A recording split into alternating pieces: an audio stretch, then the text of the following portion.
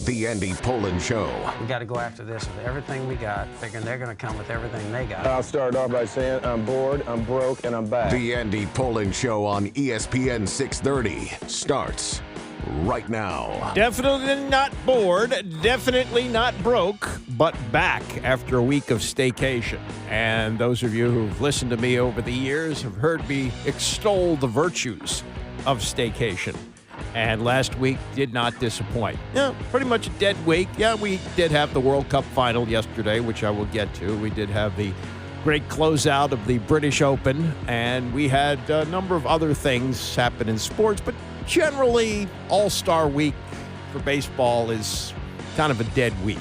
So it was a good week to take off and a good week to catch up. And don't get too used to it because I got another one coming up, not a staycation, but a vacation coming up first week of August. Those of you who set your calendar by me, yeah, that's my Vermont week. So I'll be gone the first week of August. And then we get rolling because training camps are about to start. The Commanders rookies are due in Friday, and the veterans start next week. So we're off and rolling for football season. And the first game will be September 13th. That'll be at Philadelphia. I mean, you look at the schedule, and I'm sure if you tune over to other sports stations, that's all they talk about right now is the schedule. I'll just give it to you real quick.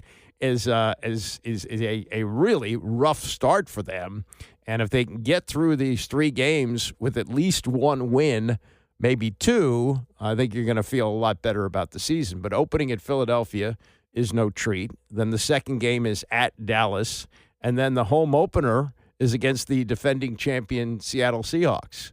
So those first three games going to be hold on tight, white knuckle time. And if they start 1-2, season's not over. Even 0-3, but one win in those three games is going to be crucial, I think, for what the season will be all about. Not that you can't come back from 0-3 and make the playoffs, but it's a lot more difficult. Also today, we'll talk about what happened 57 years ago today as Neil Armstrong walked on the moon and uttered some of the most famous words in world history. I don't think that's hyperbole to say that.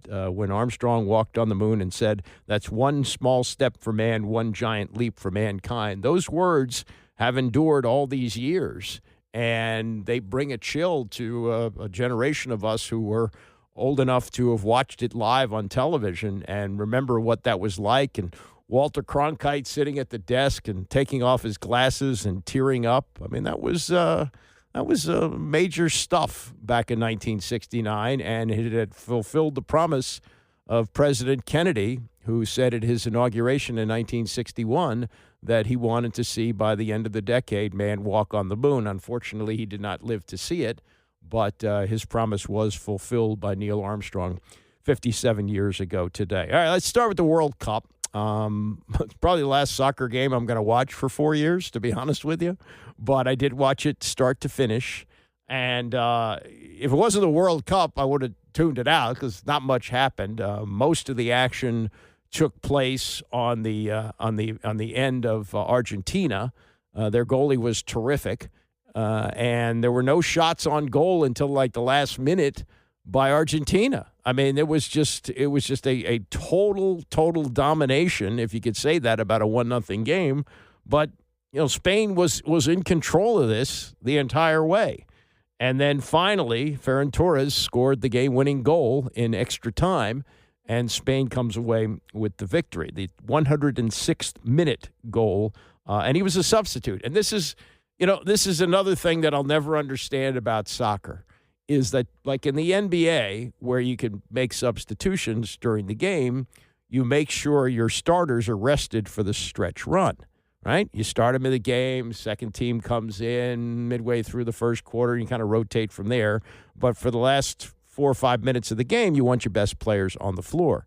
Well, in soccer, it seems like I don't even know if they're the best players, but maybe they're the best players for that situation.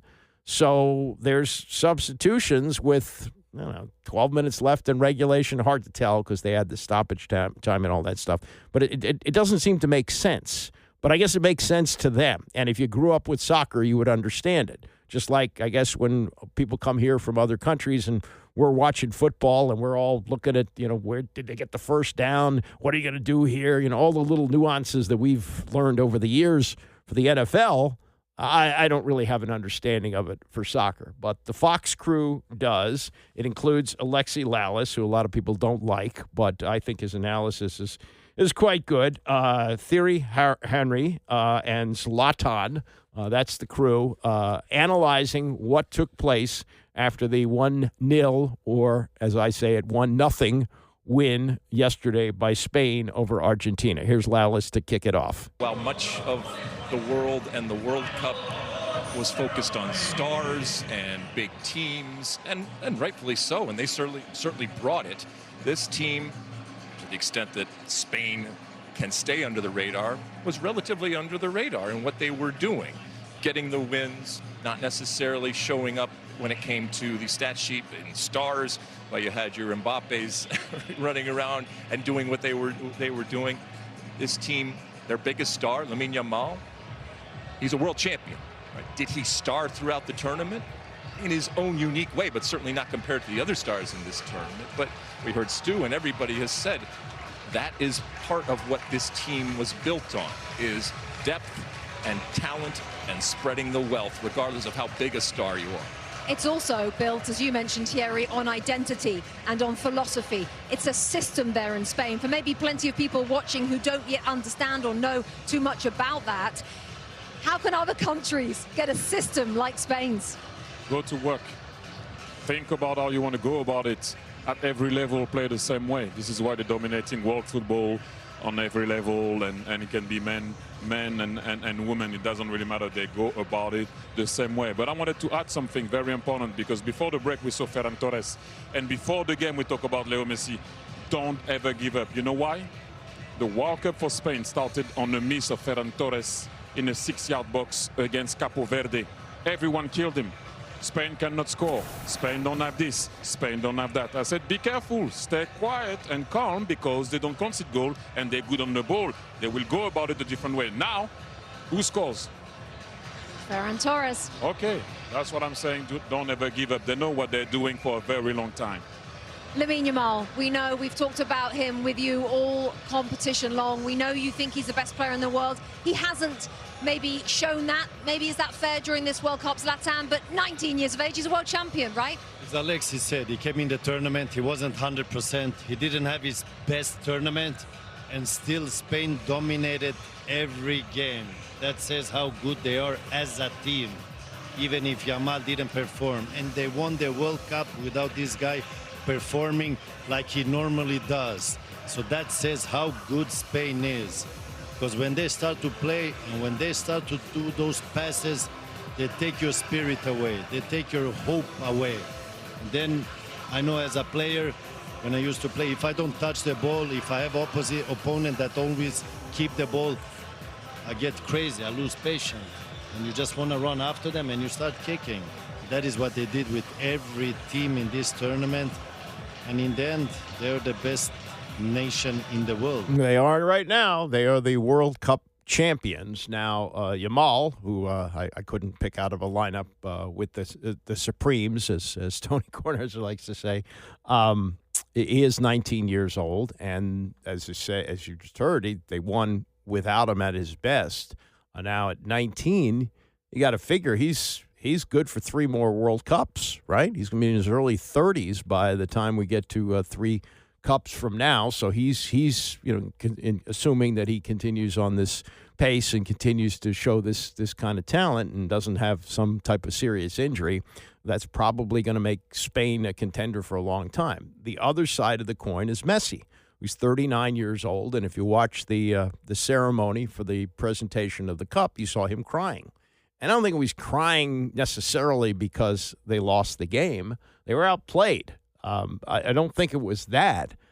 I think it was that he knows this is probably it. And, boy, as he milked the clock at 39 to be performing at that level, and he was the biggest reason that Argentina got to the final, but he knows that it's probably not going to happen for him again. And it also brought to mind the exit of John Elway, who had struggled throughout his career, particularly in Super Bowls. It got so bad the Broncos were blown out in Super Bowls by the Giants, the Redskins, and the 49ers. All three of them lopsided games. And by the time they got to that third one against the 49ers, believe it or not, people in Denver were saying, no, we don't want to see them go to the Super Bowl and get clobbered again. And they suffered their worst beating of all, 55-10. But with all that, he closed out his career with back-to-back Super Bowl championships, winning the MVP in his last game, his last ever game, winning the Super Bowl and then walking away in the sunset. Doesn't end that way for most athletes. It probably does not end that way for Messi. And to see him crying just shows you how much he put into it. And it's true, I think, for all of us, that the more you put into it, the tougher it is when it's time to leave it. And that's pretty much the case, I think, for Messi. So that was quite a scene yesterday. A couple of things, though, that are really ridiculous leftovers from this. And if you're watching the pregame, I have no idea why they trotted out Tom Cruise. Now, mazel tov to Tom Cruise, who's still got great hair. I'm sure it's dyed, but he's in his 60s and he's got great hair. That's fantastic. And he's in really good physical shape. He came out there in a black shirt and black pants and looked probably 30 years younger than he actually is. But other than the fact that he's from New Jersey, what was the connection between the World Cup final and Tom Cruise? I have no idea. On top of that, and I know he's been a very, very successful actor, and you'll take that away from him, but if you're going to give this big build-up speech for the World Cup final, make it sound a little better than a Hallmark card. Who wrote this? There's nothing but cliches in this. He went about 2.5 minutes. I took the last minute of it. That's about all I can stand to listen to. So this is the last minute of the Tom Cruise sort of, well, they brought him out too. The Let's Get Ready to Rumble guy came out too. I don't know why they needed him, because he gets a lot of money to do that. But Tom Cruise to fire up the crowd with writing pablum like this. Today, only 2 teams remain. España y Argentina.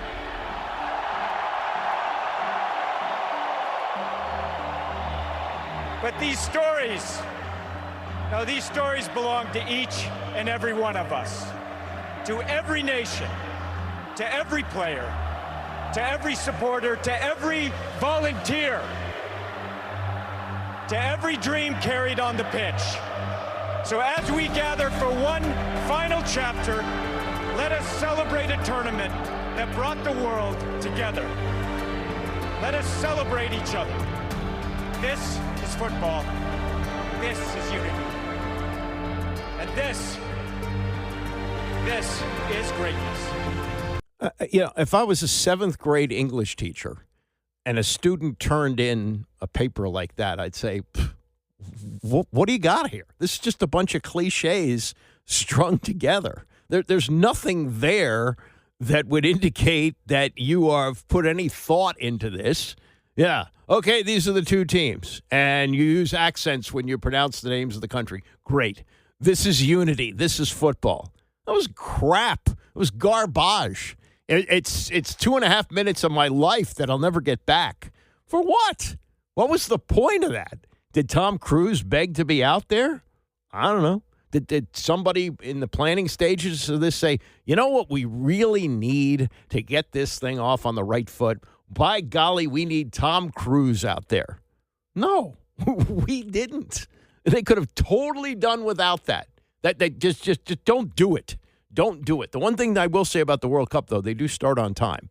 These other events with the pregame Michigas, when they say it's a 9 o'clock kickoff, it's like 9:20. So they did kick the thing off at 3 o'clock, and then did go 3 hours because of the stoppage time. But I mean, what Tom Cruise? Why? What was the point of that? And then we have former soccer star Wayne Rooney, who at one time was, I think, the failed coach of the DC United. DC United didn't really do much with Wayne Rooney as the coach, and he's disappeared back to wherever he's from. He was a legend with Manchester United. Let's take nothing away from him. But the BBC was doing coverage of this, and he was part of the coverage. And I thought the halftime show was one of the best I've ever seen.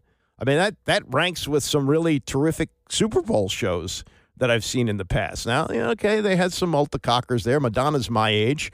Looks great, but she was out there.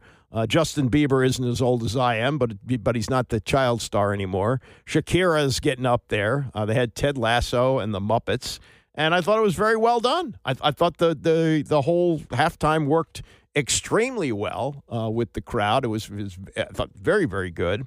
And yet, Wayne Rooney, and I don't know if it was his job necessarily to analyze the halftime, but when he got back with the BBC crew and was asked about the halftime, his first response was, well, they was asked, what did you like best? What was his favorite moment from the halftime? And he said, I'll be honest, when it finished. I'll be honest, man, was when it finished. Enjoy it. No, I like a lot of the matches, but I thought it was crap. So miserable.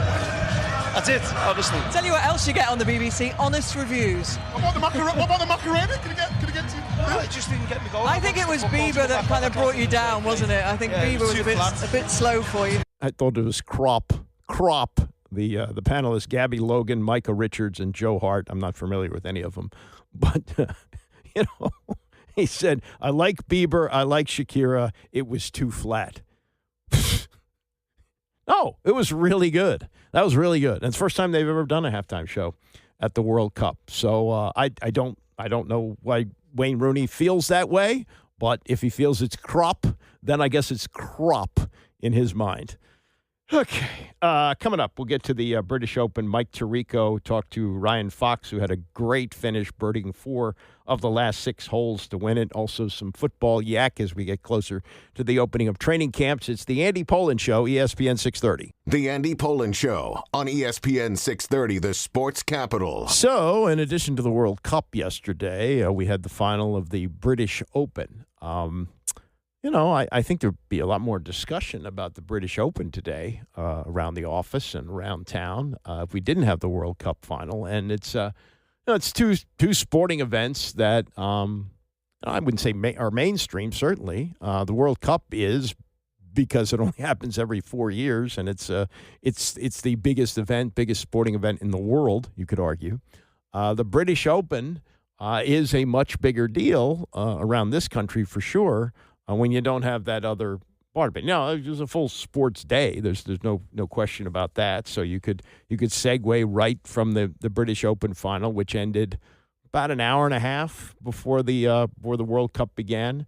So you did have that part of it, and it made for a full day where you can go from one to the other, and you don't have to channel surf. You know what you're going to see. But it was a tremendous finish, and it was won by Ryan Fox, who birdied the final hole. In fact, had birdies on 4 of the final 6 holes to come away with the victory. And the drive on 18 to set up the birdie was just beautiful. 175 yards out. It went about 12 feet from the cup, and he was able to knock it in on the left side. And Mike Tirico, who's good at everything he does. I mean, there's nothing that Mike Tirico does behind a microphone where you'd say, that was just sort of, No, he's great at everything he does. And it was Tirico taking the responsibility of doing the post-match interview with Ryan Fox, who won the British Open yesterday. 4 birdies the last 6 holes are awesome. But I want to talk about the 2 holes you didn't birdie in that stretch and the way you gutted it out. First, your reaction when you got to that ball on 15, because you hit a shot that was so close to so good. Yeah, I kind of missed that by much. And then I saw the walking commentators sort of look up, and I'm going, oh no, I'm going to be in trouble here. And I didn't have any other choice but to hit it backwards. And I think that up and down kind of from 20, 30 yards short of the green, that kept me in it. And I didn't miss a shot coming down the stretch. I thought the tee shot on 17 was a yard too far. It was almost perfect, but probably not expecting to birdie 18, but I managed to figure out a way to do it. Okay, for the millions of us that have gotten over a putt on a practice green and dreamed about birdie putt to win a major, you just did it. Tell us what it feels like. Well, you can't feel your hands. I know that. my focus with the putter all day was just take a really deep breath before I hit it and just try to hit a line. And I did that on 18. I was shaking. I was just trying to kind of get it up there near the hole. It looked pretty straight, and thankfully it dove in that left edge. And it's crazy. I don't really know what to think. I don't know how I managed to keep the putter face square enough for that to go online, but I'll take it. You had the playoff in Canada with Sam Burns last year, and that was a long playoff, but that time on the PGA Tour has really changed a lot for you. What has it done for you as a golfer, and then living in America with your family as well? Yeah, look, it's playing on the PGA Tour, playing against the best guys every week, it just sharpens your game. And a couple of wins last year, I think deep down I probably thought I could compete with the best guys in the world, but until you actually do it, it's a bit harder to believe. And those wins last year really made me believe that. And I was kind of thinking that down the stretch today. Like I'm in a position I feel like I could be in, and to execute down the stretch is pretty awesome. And I'm glad the family gets to watch it in the States. That's been a good move for us. It made the travel a lot easier. And I set it up there. My kids asked me to bring home a trophy for them, and this is about as cool a one as I can bring home, I think. No doubt. I know you got to FaceTime them. What do you want to say? I'm sure they're watching back home in Florida. Just firstly to my wife, she's sacrificed a lot for me to get to this point. Just for all her support, everything she's gone through, with the kids staying at home, trying to travel with two young kids as well early on, starting out on the PGA Tour. That was really hard, and she's an absolute trooper. And to Isabel and Margot, my two little ones, Dad's got a trophy for you. Lastly, I know you just got this thing in your hands. I want you to look at it for a second. Like, your name's on here now. Wow. Phil, Tiger, Nicklaus, Watson, Palmer. The history of the game is on this trophy, and now you are a part of that. What does that mean to you with all the things you've done from the beginning to right now? Everything, to be honest. I mean, you do dream of this moment. I don't know whether I ever thought it was going to ever become a reality. Now it is. To have my name etched in the history of the game is pretty awesome. I think it's pretty awesome for New Zealand as well. It's going to be big down there, and I appreciate all the support from down there at home. I know there's going to be a lot of people with a pretty sad Monday morning at work after staying up all night to watch, but I'm glad it was worthwhile for them. Let it be Ryan Fox Day. Bob Charles' name right around there, too, from 1963. That's right. You know the history. You're part of it now. Ryan, congrats. Yeah, really enjoyed it. Thanks. Third player from New Zealand to win the British Open. And the one thing about golf is that they come in all shapes and sizes. And he is Ryan Fox looks like a plumber. Turns out his father was a rugby star in New Zealand, but he went to golf, and he's got the the big forearms and the big shoulders, which I'm sure is great for driving the ball. But his putting was spectacular. That's what won him the golf tournament, and the putting that he did to get the birdies on 4 of the last 6 holes was tremendous. So that's it for golf, and I like this new format. I forget how many years old this is. Maybe in the last 5 years, because what you used to have after the British Open was the PGA in August. And at that point, everybody's through with golf. I mean, even on your home course, it's maybe too hot to be playing. And you're thinking about football, and the kids are going back to school. There's just too much going on. So the way they do it now with the PGA move to right after the Masters makes a lot more sense, because it always felt like the climax is these 3 great events: the Masters, the U.S. Open, the British Open. Oh, yeah, we got to get the PGA done. We got to get that finished. And since they moved it up, what is it, May now, that just works a whole lot better. So that's it for golf season. That's it for soccer season. That's it for soccer for me for 4 years. And we move on to football. Lord, football is about to roll it out this week, as there are, I think, a couple of teams reporting today or tomorrow. I guess they would be the ones in the Hall of Fame game. The Commanders, as I mentioned, they're going to have the rookies in on Friday, and then next week the veterans get going. Middle of August, exhibition season starts against the Dolphins, and the regular season begins on the road at Philadelphia on September 13th.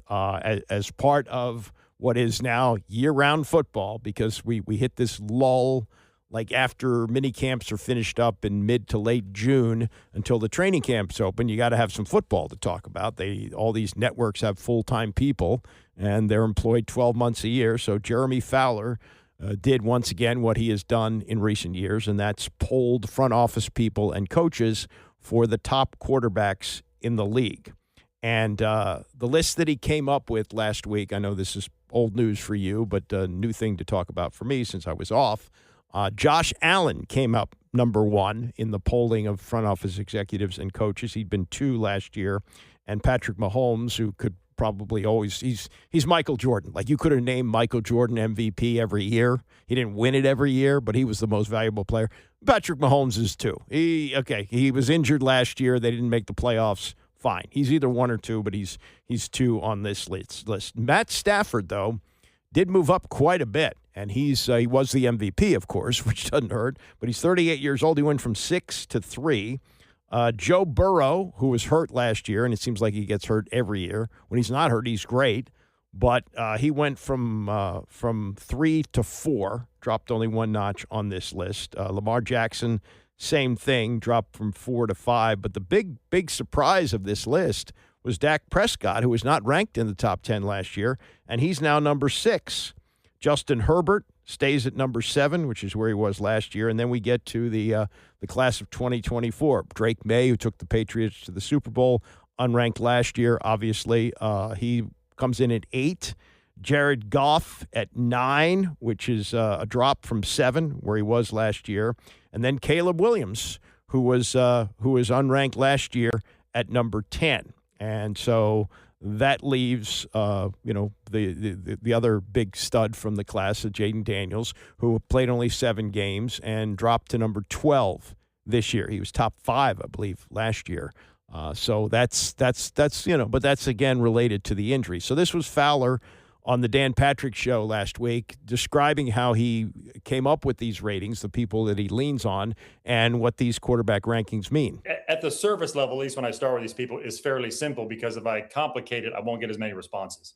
So really it's like, hey, right now, who are the best quarterbacks?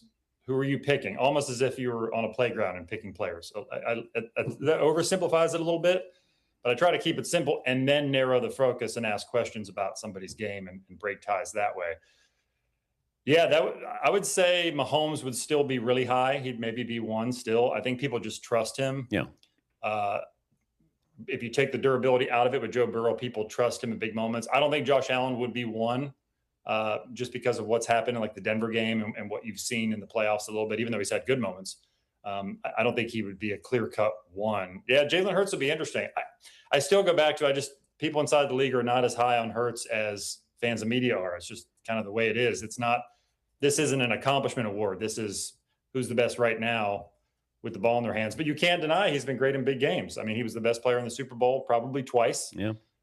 You can't knock that. I just think people who are game planning against Philly specifically will say, you're dealing with a bottom third passing offense.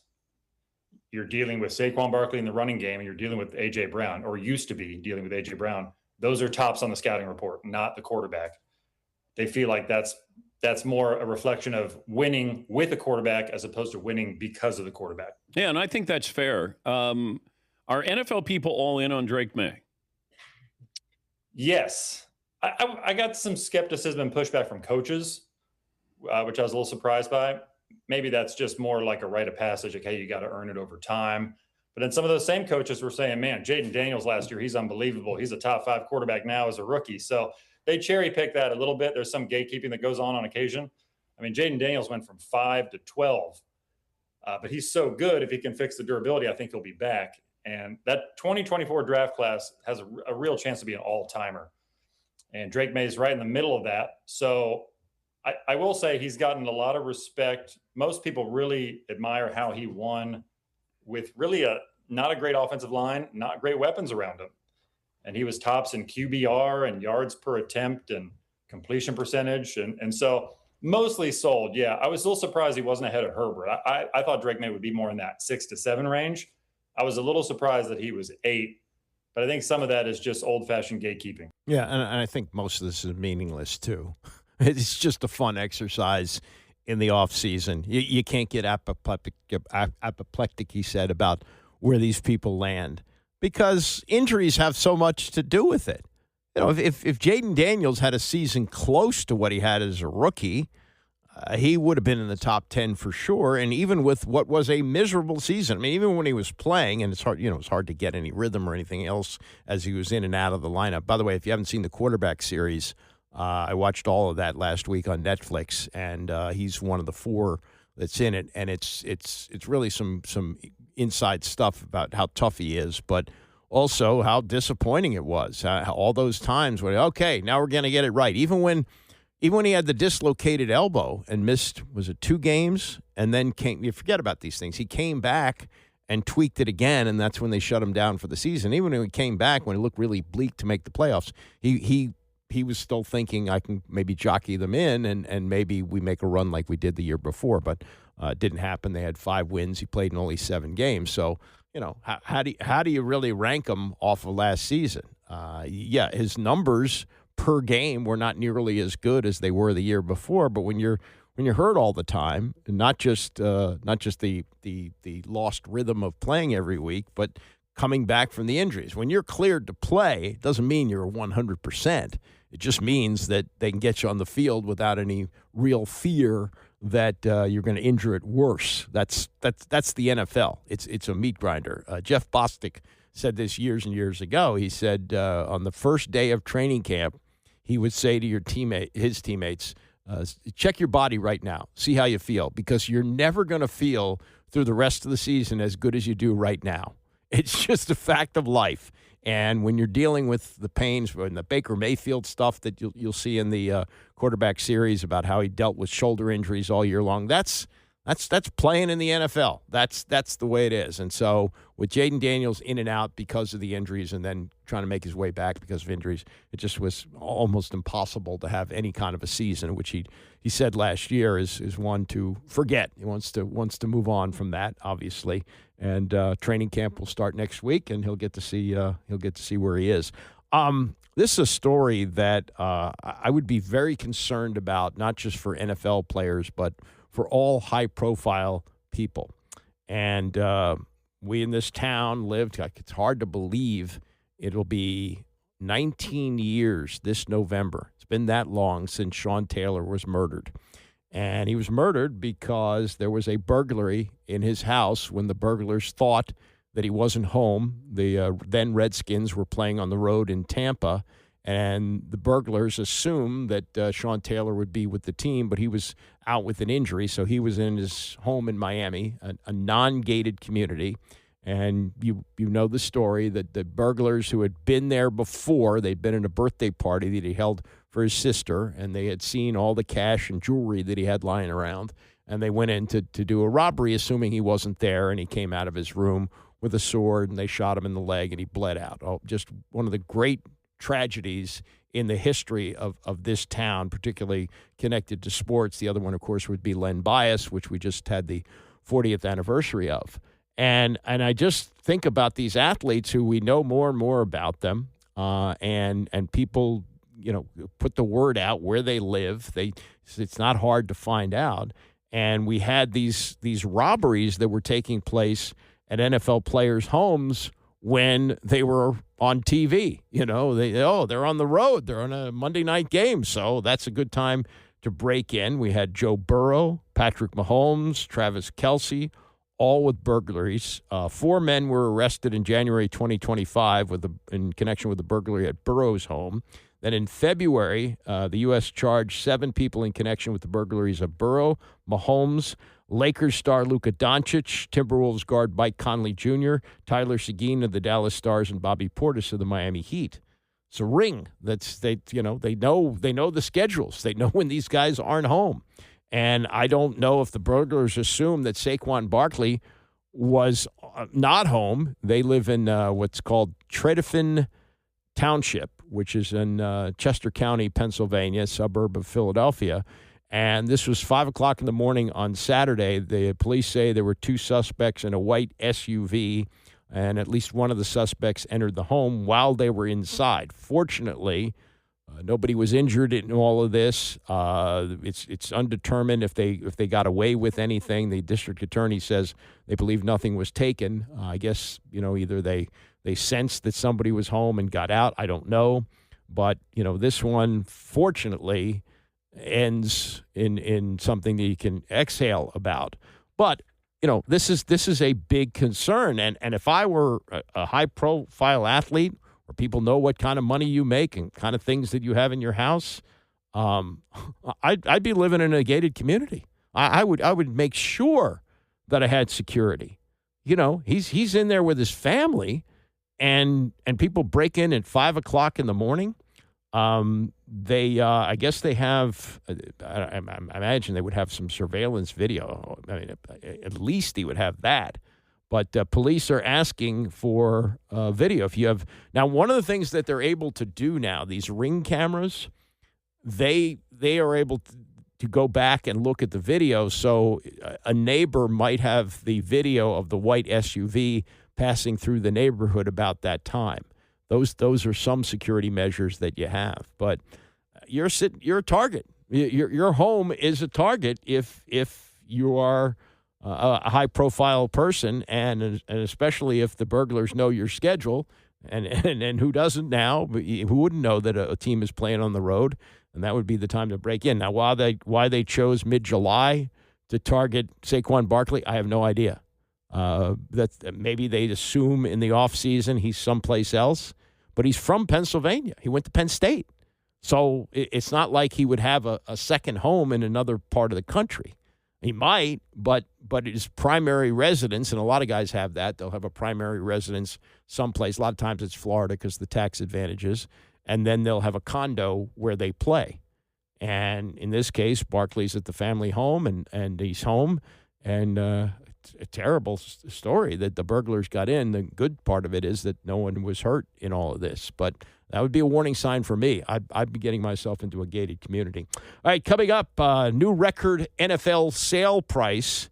A team went for, and this is the way things are going, they are true, they're the defending champions, but the Seattle Seahawks just went for 60% more than the Commanders did just 3 years ago.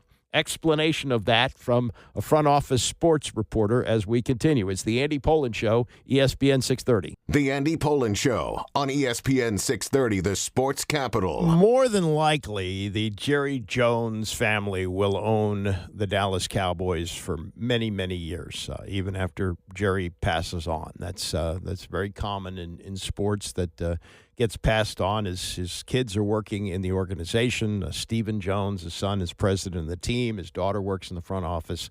So there's almost no chance that the Dallas Cowboys are going to be sold anytime soon. However, if they were, the price would have to be mind-boggling. Now, the Seattle Seahawks are being sold at the right time, for sure. They just won the Super Bowl, for God's sakes.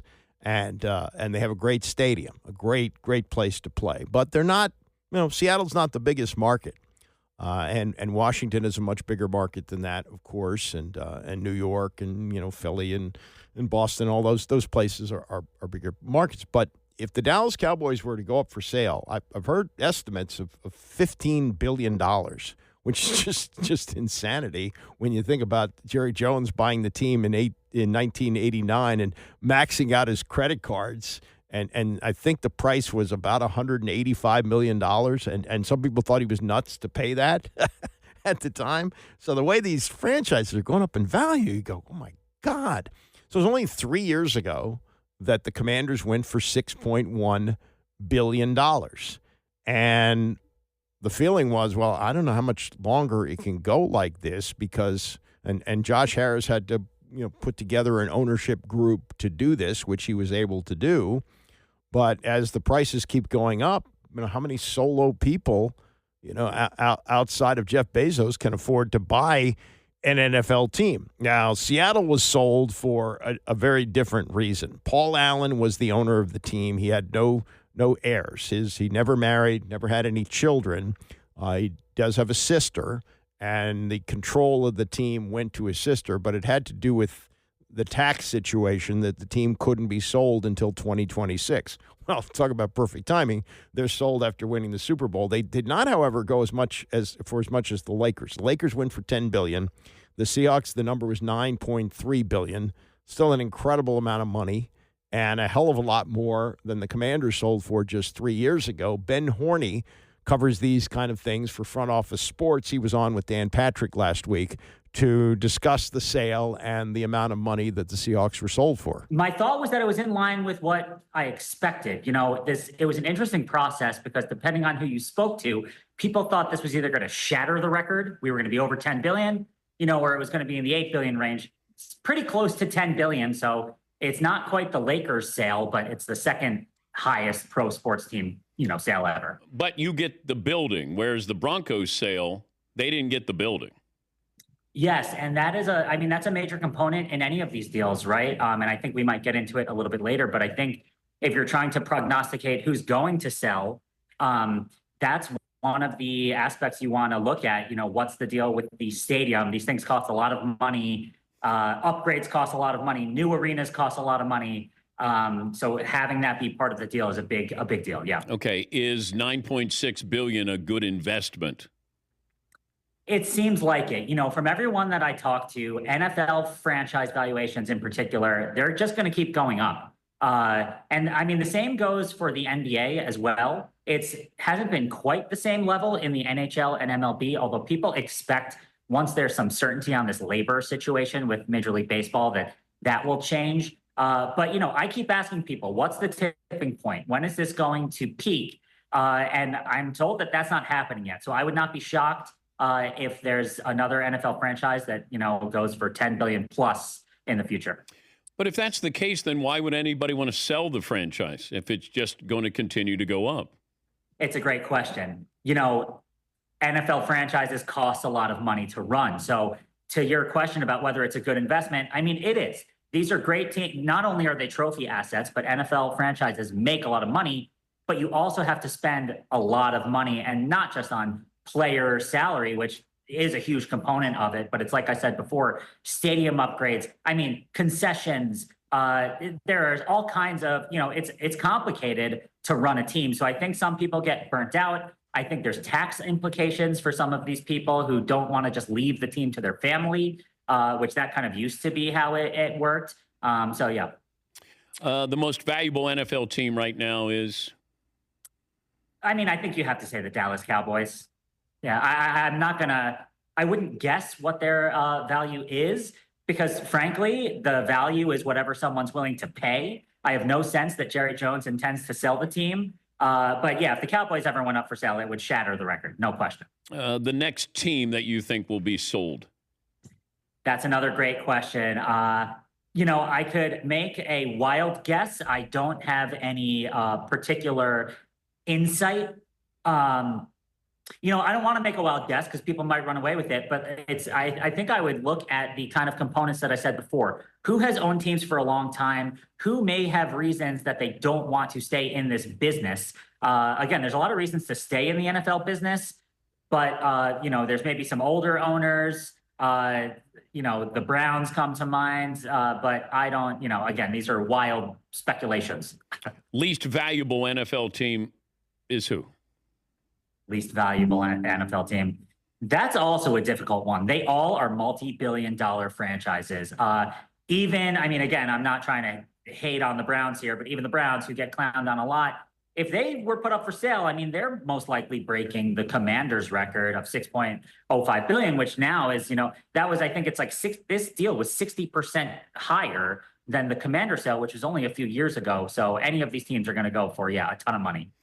Why would Buffalo not have, or, you know, that you have some teams who have an open air stadium, and it feels like when you have a dome stadium, that's year-round use if you own the building. Yeah, I mean, I do think that you're seeing a trend of more teams have domed stadiums. It does make sense. You can have other events there. Although I will say, you know, in talking to people and, you know, even just reading, I think a lot of these stadiums, people think that there's a lot more uses for them than there are. It's actually really expensive to put on any event. So sure, you can have Taylor Swift headline, you know, a concert at any NFL stadium, but to do any other event, you got to kind of do the cost benefit analysis. I'm not sure if this is true. I was told this by an NBA source, but Seattle's going to get an NBA team and Vegas will get an NBA team, but Vegas might cost more than Seattle. Could you see that happening of going into the league at the same time, but you're going to pay more for the Vegas franchise?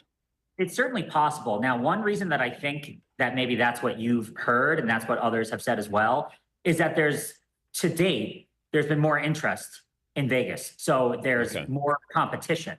So that's going to drive the price up. When it comes to the Seattle franchise, the group that's led by Samantha Holloway is the only one that we know has expressed interest, and she's really prepared. She's been talking about wanting this team for a long time. She has an arena that she says, is ready to go.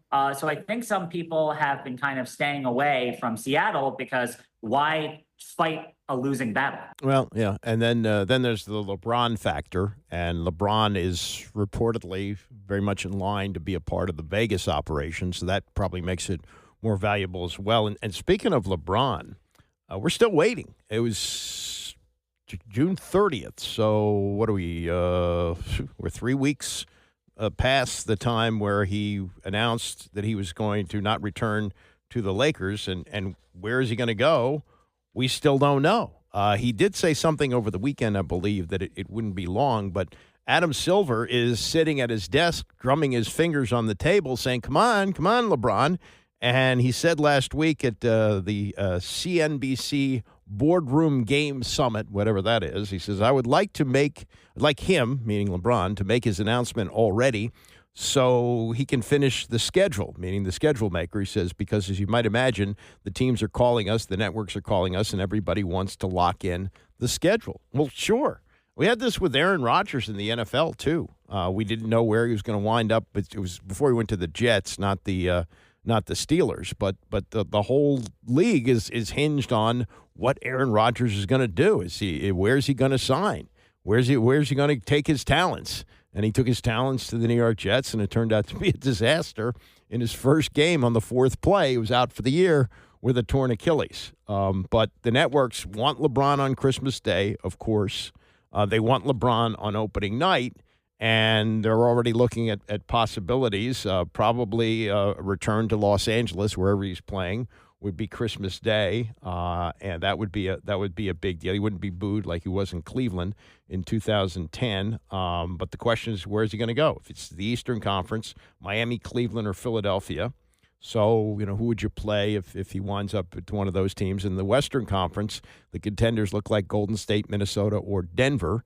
And so if it's a matchup against Houston, so Durant and LeBron, that would be a cool thing, too. But come on, LeBron. The whole league waits for you. Make a decision on where you want to go because the schedule has to come out. It's supposed to come out, I think, another month or so. But, they have to put together all the possibilities. It can't be done overnight. So there's that. All right, coming up, should the Nats be buyers or sellers at the trade deadline? It is literally, at this point, 50-50. Stay with us. So, with 100 games in the books, the Nationals have joined a group of teams saying, should we buy or should we sell with the trade deadline 2 weeks away? 100 games, 50 wins, 50 losses.